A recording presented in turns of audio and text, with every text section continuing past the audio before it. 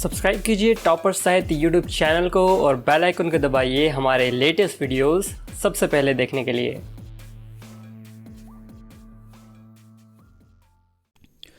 नमस्कार दोस्तों, मैं प्रदीप भारद्वाज टॉपर साहित्य चैनल पर आप सभी का स्वागत करता हूं। जय हिंदी जय भारत। देखिए, आज का हमारा विषय रहेगा भारतीय काव्य शास्त्र। इससे पहले पहली सीरीज आपके सामने आ चुकी है, जिसने नहीं देखी उस सीरीज को देख लें। और आज हम करेंगे सेकंड सीरीज, जिसमें हम डिस्कस करने वाले हैं आचार्य भामह के बारे में। देखिए, आचार्य भामह के समय की बात की जाए तो समय 5वीं सदी के मध्य तक, और कहीं कहीं हमें मिलेगा 6ठी शताब्दी या 6ठी सदी का पूर्वार्ध निश्चित किया गया है। ठीक है, इन दोनों समय को आप माइंड में रखेंगे। और आचार्य भामह की एक प्रसिद्ध रचना कह लो या ग्रंथ है, कौन सा? काव्य अलंकार। यह भी एग्जाम में कई बार पूछा जाता है, तो इसे भी आप माइंड में रखेंगे। अब देखिए, थोड़ा सा और आगे चलते हैं। देखिए, इधर आचार्य भामह के अगर हम जन्म की बात करें तो जन्म हुआ इनका कश्मीर में। और अगर हम बात करें इनके पिता की, देखिए 2 तरह के नाम आपको मिलेंगे, रकरील गोमी और रकरील गोमिन। तो दोनों ही नाम क्या है इनके पिता के, मीन्स अलग अलग। कई बार क्या होता है, वर्तनी अशुद्धि कह लें, या फिर हर एक लेखक या फिर कहीं से भी हम लिखते हैं, हम अपने हिसाब से उसको लिख लेते हैं, तो वही नाम क्या हो जाता है? प्रचलित। तो दोनों ही नामों को आप ध्यान रखेंगे। रकरील आप कॉमन याद रखेंगे, और गोमी और गोमिन तो अपने आप समझ जाएंगे। उसके बाद इनके समय की बात की जाए, आचार्य बलदेव ने 6ठी शताब्दी का पूर्वार्ध समय माना है। किसका? आचार्य भामह का। फिर से सुन लें, एग्जाम में क्वेश्चन आएगा, आचार्य बलदेव के अनुसार भामह का समय क्या है? तो क्या होगा? 6ठी शताब्दी का पूर्वार्ध समय माना है। किसका? भामह का। और कहीं कहीं आपको मिलेगा 5वीं और 6ठी शताब्दी के मध्य के समय को किसका समय माना गया है? भामह। बस इस चीज को ध्यान में रखेंगे। आचार्य बलदेव आएगा तो 6ठी शताब्दी का पूर्वार्ध आप दिमाग में रखेंगे। ठीक है, अब चलते थोड़ा सा और आगे, साथ ही साथ लिखना भी है और इसको समझना भी और प्रैक्टिस भी करनी है। ठीक है, अब चलते हैं थोड़ा सा और आगे। आगे देखिए, अगर बात करें हम आचार्य भामह की, तो इन्होंने क्या किया? काव्य अलंकार ग्रंथ। यहां पर देखिए, काव्य अलंकार इनका जो ग्रंथ है, इसके अंदर 6 परिच्छेद मिलेंगे। कितने? 6। ये एग्जाम में पूछा जाएगा। काव्य अलंकार में आचार्य भामह का जो ग्रंथ है, या फिर भामह ने कितने परिच्छेद किए? 6 किए। उसके अलावा इन 6 परिच्छेदों में 5 विषय मिलते हैं। ठीक है, अब वो 5 विषय कौन कौन से देखें यहां पर? शुद्धि, न्याय, दोष, अलंकार, काव्य शरीर। इसके अलावा आगे इसको और अच्छे से एक्सप्लेन करूंगा। ये सिर्फ समझने के लिए था कि 5 विषय कौन कौन से हैं। ठीक है, अब इसको और अच्छे से आगे एक टेबल के द्वारा आपको मैं समझाऊंगा कि कैसे 6 परिच्छेदों में 5 विषय को समाहित किया गया है। यहां पर एक और खास बात आप देख लें, आचार्य भामह को श्रव्य काव्य परंपरा का प्रवर्तक माना जाता है। ठीक है, और इससे पहले हमने जब पढ़ा था दृश्य काव्य परंपरा के प्रवर्तक कौन थे? आचार्य भरत मुनि। इसको याद रखेंगे। श्रव्य काव्य परंपरा के प्रवर्तक आचार्य भामह और दृश्य काव्य परंपरा के प्रवर्तक आचार्य भरत मुनि। दूसरा, आचार्य भामह की अगर बात की जाए, अलंकार सिद्धांत के प्रवर्तक भी माने जाते हैं। फिर से एक बार रिपीट कर देता हूं, आचार्य भामह को श्रव्य काव्य परंपरा का प्रवर्तक माना जाता है।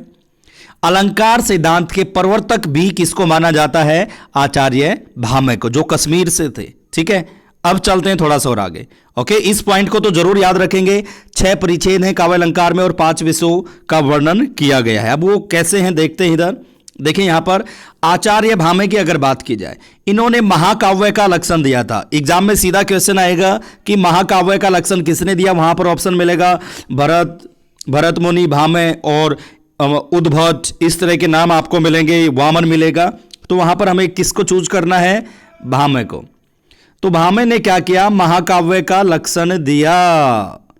और इन्होंने क्या कहा? सर्गबंधो महाकाव्यम, सर्गबंधो महाकाव्यम। या तो ये पंक्ति मिलेगी तो आंसर क्या होगा? भामह, या फिर मिलेगा महाकाव्य का लक्षण किसने दिया? तो आंसर क्या होगा? आचार्य भामह। अब यहां पर एक और इंपॉर्टेंट पॉइंट यहां पर सीख लेते हैं, हम समझ लेते हैं। काव्य दोषों की विस्तृत व्याख्या भी किसने की? भामह ने की। दूसरा, काव्यगत दोषों का विवेचन किसने किया? भामह ने किया। काव्य के शोभा आधारक अलंकार दोषों का वर्णन भी किसने किया? आचार्य भामह ने किया। फिर से रिपीट कर देता हूं, देखिए, काव्य के शोभा आधारक काव्य के शोभा आधारक अलंकार दोषों का वर्णन भामे ने किया। काव्यगत दोषों का विवेचन भामे ने किया।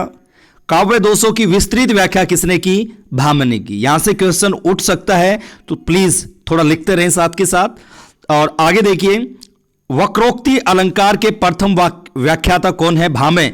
ये सबसे इंपॉर्टेंट क्वेश्चन है। और इन्होंने क्या कहा था? वक्रोक्ति अलंकार को सभी अलंकारों का प्राण माना है। इन्होंने कहा सभी अलंकारों में वक्रोक्ति होता है, वक्रोक्ति अलंकार। और वक्रोक्ति अलंकार के प्रथम व्याख्याता थे ये मोस्ट इंपॉर्टेंट क्वेश्चन है, प्लीज लिख लें।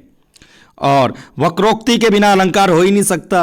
इसका मतलब इन्होंने क्या कहा? हर अलंकार में, सभी अलंकारों में कौन सा अलंकार होता है? वक्रोक्ति अलंकार होता है। ठीक है, यहां तक समझ में आ गया तो एक बार कमेंट कर दें, फिर चलते हैं थोड़ा सा और आगे। देखिए, काव्य शास्त्र की अगर बात करें, पाश्चात्य हो या भारतीय काव्य शास्त्र, सभी को दिक्कत आते, लेकिन ये दिक्कत अब नहीं आएगी अगर आप दिल से सपोर्ट करेंगे तो। ठीक है, देखिए आगे।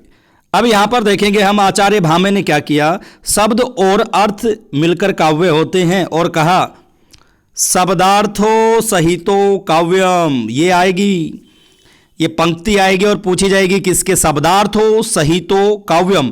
तो आचार्य भामे पर आप टिक करेंगे, और ये कई बार पूछी गई है। और इसके अगर अर्थ की बात करें, शब्द और अर्थ मिलकर काव्य होते हैं।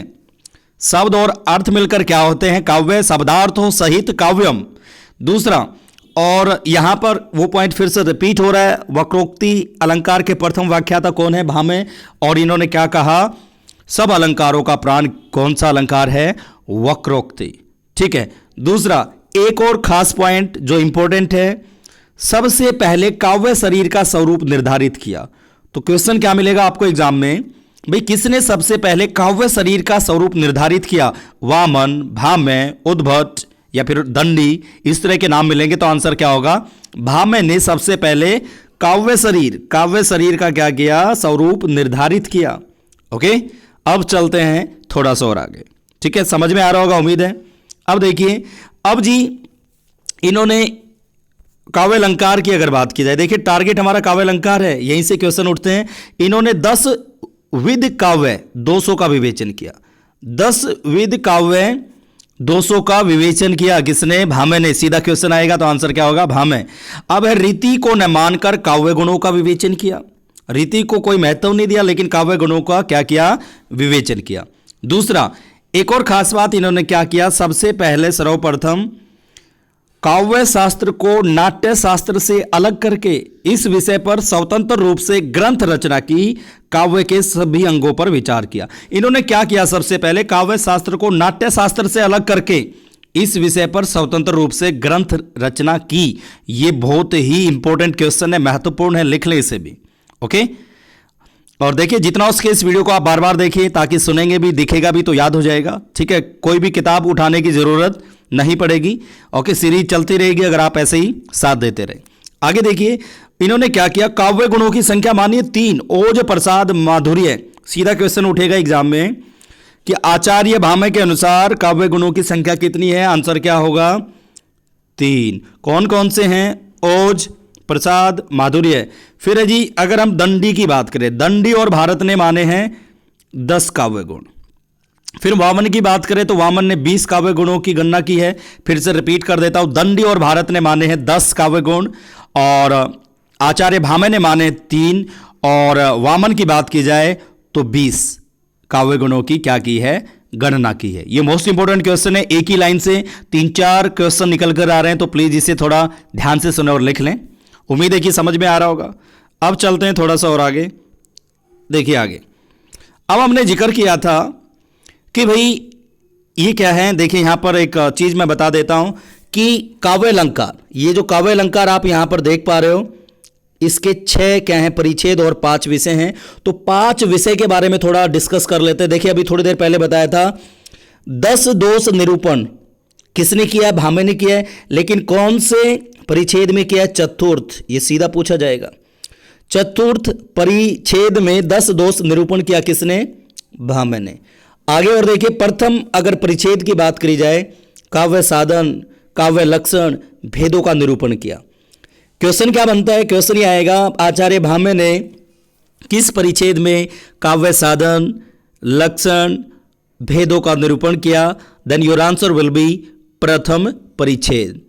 अगला द्वितीय और तृतीय। यहां पर एक चीज मैं आपको बताऊंगा कि भाई 6 परिच्छेद है लेकिन 5 विषय कैसे, क्योंकि इन्होंने देखिए द्वितीय और तृतीय में अलंकार निरूपण किया है, तो द्वितीय और तृतीय क्या हो गए, इकट्ठे हो गए। यहां पर आप देखेंगे तो, और अलंकार निरूपण किया किसमें, द्वितीय और तृतीय में, इसलिए भाई दोनों इकट्ठे हो गए तो एक परिच्छेद कम हो गया अपने आप में, तो परिच्छेद बन गए हमारे 5, विषय बन गए 5 और परिच्छेद कितने हो गए 6। पंचम की बात करें तो न्याय विरोधी दोष निरूपण किया है, ठीक है, यहां तक क्लियर। पंचम में क्या किया है, न्याय विरोधी दोष निरूपण किया है। और छठे की बात करें तो शब्द शुद्धि निरूपण किया है। परिच्छेद तो 6 हो गए लेकिन विषय हो गए 5, क्योंकि दूसरे और तीसरे को मिलाकर 1 कर दिया गया। ये था लॉजिकल पॉइंट, ठीक है, समझ में आ गया। अब चलते हैं थोड़ा सा और आगे देखिए। अब आगे क्या देखें, अब इस टॉपिक को हमने कंप्लीट कर लिया है, और इस तरह की वीडियोस आपको चाहिए और हिंदी साहित्य की तैयारी अगर घर बैठे करनी है तो आप हमारे व्हाट्सएप ग्रुप से भी जुड़ सकते हैं। दूसरा, वीडियो के डिस्क्रिप्शन में आपको मिलेगा हमारे व्हाट्सएप ग्रुप का लिंक। अगर व्हाट्सएप ग्रुप का लिंक फुल हो सकता है मे भी, तो आप दूसरे ग्रुप में ऐड हो सकते हैं। तो अपना नेम और प्लेस सेंड करेंगे, और ये जो सामने आप देख पा रहे हैं 7206384052, इसके ऊपर लिखकर आप भेजेंगे नेम और प्लेस, और आप किस एग्जाम की तैयारी कर रहे हैं तो आपको ग्रुप में ऐड कर लिया जाएगा। मर्जी आपकी है अगर आपको ज्वाइन करना है, अदरवाइज आप यूट्यूब से भी पढ़ सकते हैं। Okay, thanks for watching it और सपोर्टिंग, और मिलते हैं नेक्स्ट वीडियो में, नेक्स्ट सीरीज में कुछ नई चीज़ों के साथ। तब तक के लिए नमस्कार, थैंक यू। जय हिंदी, जय भारत।